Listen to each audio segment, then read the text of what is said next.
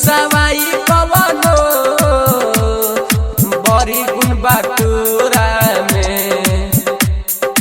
यारावा के फोटो छौरी रखले बारी तू सिंदूरा में यारावा के फोटो छौरी रखले बारी तू सिंदूरा में लइके रुसवाई कवनो बड़ी गुण बातोरा में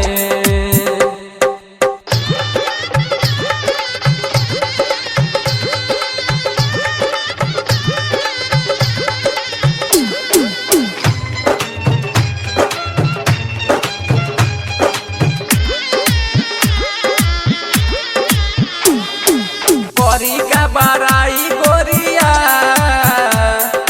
कौनो न शिकायत बा परी का बड़ाई गोरिया कौनो न शिकायत बा बेलू के तना के धोखा बात बुझना जायज बा बेलू के तना के धोखा बात बुझना जायज बा लइके रुसवाई कवनो बड़ी गुण बातोरा में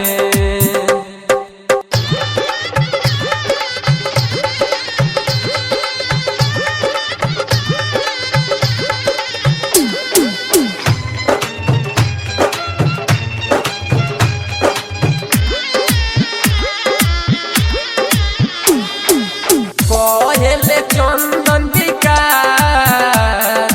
गाँव नगर टोला हो कहले चंदन विकास गाँव नगर टोला हो सोची सोची बतिया तुहार दिलावा में दर्द होला हो सोची सोची बतिया तुहार दिलावा में दर्द होला हो लइके रुसवाई कवनो बड़ी गुण बातोरा में यारावा के फोटो छौरी रखले बारी तू सिंदूरा में